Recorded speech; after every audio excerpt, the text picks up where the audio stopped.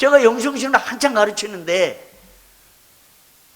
한 몇 년, 한 5년 이상 가르쳤어요.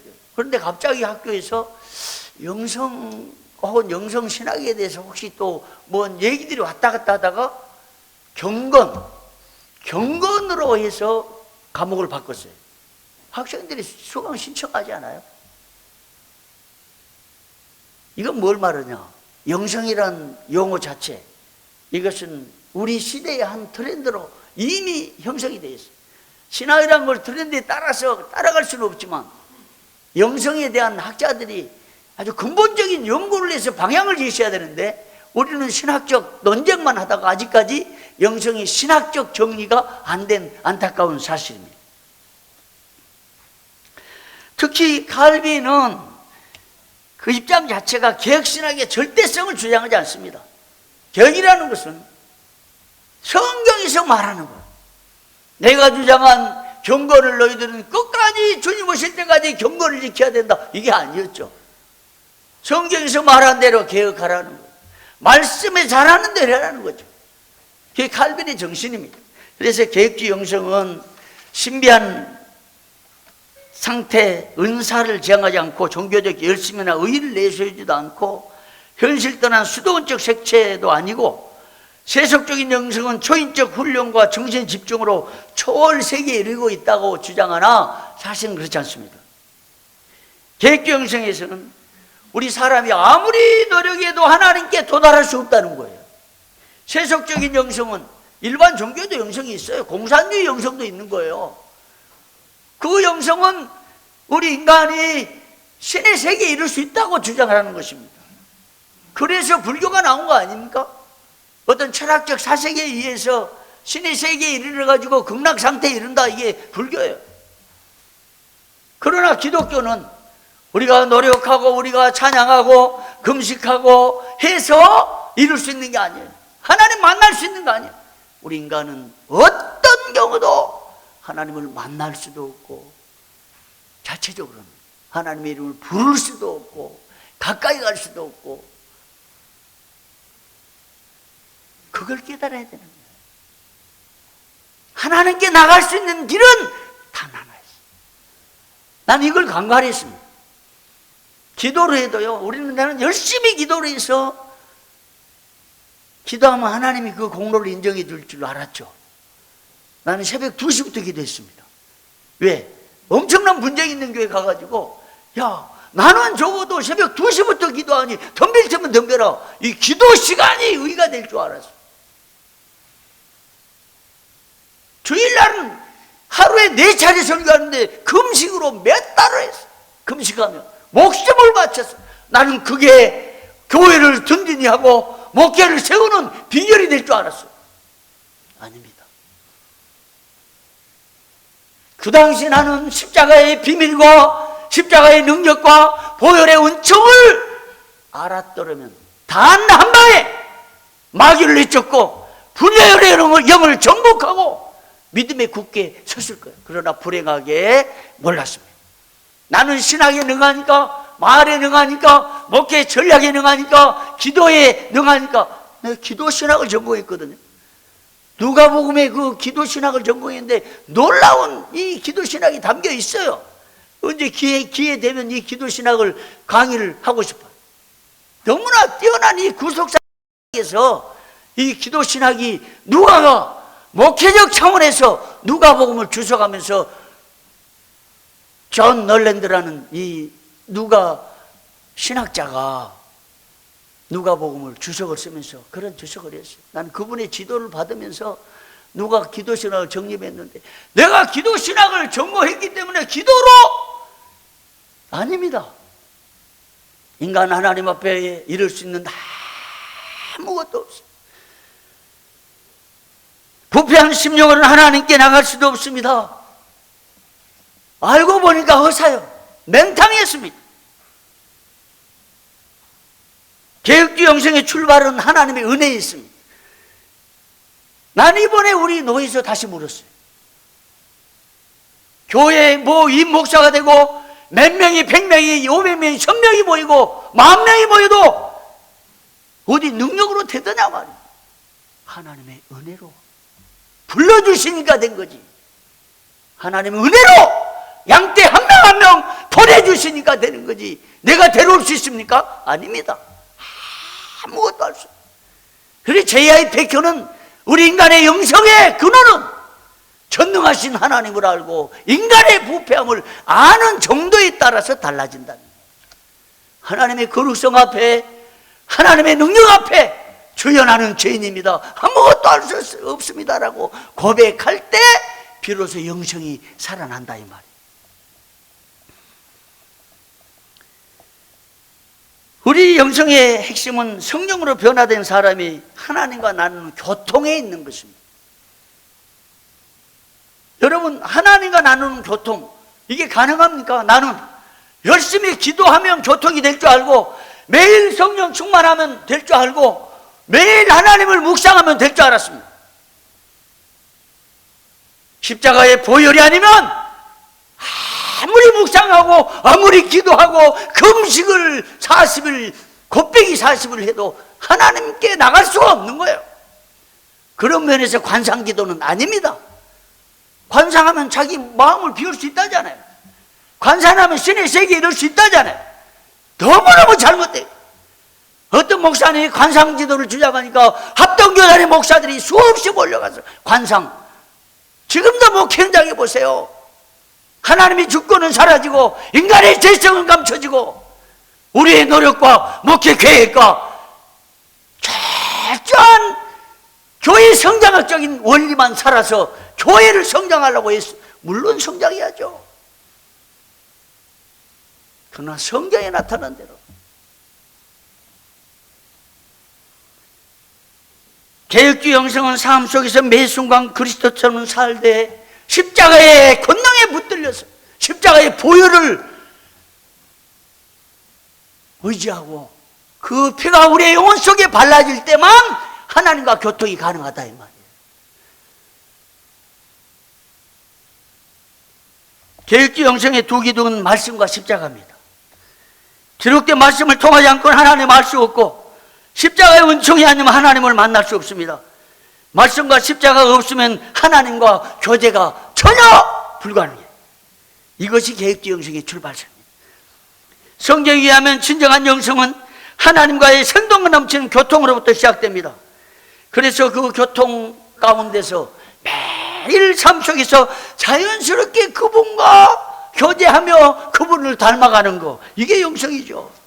그런 면에서 영성은 성령의 열매고 삶 속에 드러나는 거룩한 영향력이라 이 말. 그래서 제가 영성의 정의를 그렇게 내렸습니다. 하나님과 교통을 통해서 우리 삶 속에 끼치는 그 영향력, 이게 영성이라. 나는 이렇게 정의를 했어요. 수많은 학자들이 정의를 하는데 그런 정의를 내렸습니다. 그럼에도 불구하고 오늘날 영성은 혼란하기만 합니다. 영성이 휘청거리고 있습니다. 그래서 제가 교회를 사임하고 이 영성 현장을 좀 돌아보려고 다녔는데요, 영성 현장들은 너무나 수위를 넘었어요. 막 성령이 임해가지고 뭔가 쓰러지고 막 이런 현장들, 표적을 찾고 기름 부음이란 명목하에, 여러분 우리 개혁주의에 있어서 기름 부음은 막 어떤 가시적인 외형적인 표시, 그게 아니고 성령이 우리 가운데 임재하는 건데, 임재는 예수 그리스도를 구주로 고백한 순간 성령이 임하고 믿음으로 이걸 받아들이고 그냥 하나님을 고백하는 그 자체가, 그리스도를 고백한 그 자체가 기름 부으심으로 요한일서 2장에 잘 나타나 있는 것이에요. 특별한 표적이, 거기 보통 사람들이 기름 부음이 막 임해가지고 기도하다 표적이 나고 흘러 넘치고 막 이런 것들, 막 강하게 뭐 임파테이션 해가지고 기도하면 쓰러지고 이런 것들 천만의 말씀. 나는 넘어지려고 해봐도 안 되더라고. 유명한 뭐 임파테이션 전문가가 가서 막 밀어내는데 안 넘어가. 이게 넘어가려고 그랬다. 그 영성이 잘못된 거야 사실. 그 혼란한 영성 가운데 우리는 말씀 중심의 영성, 십자가 중심의 영성 가야 되는데, 여러분 초월 명상을 통해서 하나님의 세계에 이룰 수 없는 겁니다. 십자가, 나는 부끄럽게도 신앙생활 한지 40년 만에 놀라운 십자가를 발견했습니다. 50년을 십자가 없는 종교인으로 살았습니다. 그래, 내 신학을 보니까 십자가가 없었어요. 나는 전라남도 보성군 벌교 회정리 2호 8번지가 제 고향이에요. 근데 고등학교 때 하나님 목사가 돼야 되겠습니다. 중3 때부터 시작해서 막 기도하고 목사 되려고 해서 서울을 갔습니다. 죽으라고 기도해 서울 갔어요. 서울 갔더니 이 사람들은 우리는 지방에서 서울이 목표인데 그 사람들 외국이 목표더라고 이게. 야, 여러분 지금 눈을 뜨고 서울을 보지 말고 외국을 보세요. 눈을 열어야 됩니다. 가면 다 살아나는 거예요. 그냥 보고라도 오세요. 그냥. 자, 그런데 하고 기도하고 막 유학 보내달라고 기도해가지고 은혜를 받고 갔는데 내 기억으로는 수많은 강사들이 와서 외치고 부르짖고 하는데 십자가, 보혈, 십자가만이 모든 것이다. 이렇게 말해준 것이 기억이 안 나요. 다 교회 성장, 목회 성공, 뭐 이런 강의들은 수없이 들었는데 열심히 공부해 유학. 나는 학위를 따면 열심히 공부하면 목회 전략을 기발하게 세우면 될 줄 알았죠. 십자가 없는 목회론의 종교적 욕정을 만족시키며 살았습니다. 십자가를 짓밟고 내 목회 야망을 이루기 위해서 살아왔죠. 목회 성공이 내 인생의 목표요. 나는 성공의 노예였고 세속의 종이었습니다. 내 인생에 하나님이 없었던 것 같습니다. 신학을 하고 영성을 가르치고 글을 쓰고 목회하고 죽어라고 2시부터 기도한다고 했는데 그건 나를 위한 것이 내 종교적 욕구고 이것을 만족을 하고 여기에 위안을 삼고 생명 없는 종교였던 것 같습니다. 그래서 특별한 정 가운데 개척하려고 준비하다가 철야 기도하다 은혜를 받고 해서 기도만 했는데 참 하루에 10시간씩 8개월을 기도를 하면서 십자가를 알게 됐어요. 그 다음부터 십자가 찬송을 부르는 거예요. 변찮는 주님의 사랑과 밤낮으로 하루에 수십 번, 수백 번, 수천 번을 불러도 실증이 안 나는 거야. 그러면서 오히려 십자가 힘이 나는 거야. 개척을 하려고 그러는데 내 안에 엄청난 돈이, 수억이 돈이 있어도 두려움과 공포 가운데 휘말려 있었는데 어느 날 십자가 찬송을 부르는데 모든 두려움이 사라진 것도 느꼈습니다. 십자가의 보혈이 아니면 하나님 앞에 나갈 수 없다는 걸 알았습니다. 지식으로만 알던 이 십자가를 알게 됐습니다. 그리고 매일 기도와 말씀, 금식과 눈물로 십자가를 알고 깨달았습니다. 그래서 나는 짐승처럼 나는 그래서 잘 압니다. 오늘날 교단정치 현장에서 목사들이 추구하고 성공을 추구하고 명예를 탐하고 자리를 탐하면서 추구한 육적인 생각과 세속적인 생각과 인간적인 모든 것들을 다 알아요. 왜? 나도 그래 봤으니까. 그게 잘못되고 그게 부패하고 천국은 패망이기 때문에 나는 이걸 막자고 외치는 겁니다. 보혈의 은총을 깨닫고 나니까 내 심령에 십자가의 보혈을 뿌리지 않으면 정결하게 될 수 없다는 사실을 알게 됐습니다. 여러분, 구약에 성전 곳곳에 짐승의 피를 뿌렸잖아요. 마찬가지야. 신약은 예수의 피로 십자가의 보혈로 우리 영혼에 뿌리고 우리 심령에 발라서 하나님 앞에 나가야 하는 것은 믿음으로. 할렐루야. 아무리 울어도 아무리 기도하고 해도 내게 십자가의 은혜, 십자가의 보혈 하나만 있었으면 교회를 분열시키는 악한 영들을 제압할 수 있는 거야. 나는 그래서 수많은 사람들이 얘기합니다. 목사님 교회 문제가 있어요. 목사님 강단에서 자세요. 죽으세요. 강단에서 싸우다 죽지 말고 강단에서 죽으면 역사가 일어납니다. 교회를 해하는 세력 하나님 물리쳐 주시고 교회를 어지럽게 한 세력 하나님이 쫓아내 주시고 하나님이 보호하셔요. 난 이걸 알았어요. 뒤늦게 한 겁니다. 나는 이 분쟁이 있는 우리 교회는 600평 땅에 100억대 교인이기 때문에 목사를 수시로 내쫓는 교회. 마음에 안 맞는 새가 옆에 세우고 막 세계가 있는 교회인데 나는 분쟁 나기 전에 내 개척해야 되겠다 나왔는데 십자가를 알고 보니까 단 한 방에 끝낼 수 있는 전쟁을 나는 실패했습니다. 여러분, 우리 합동교단의 가장 큰 약점은 영적 전쟁이 약해. 영적 전쟁은 십자가가 무기입니다. 어린 양의 피와 말씀으로 저를 이겼느니라.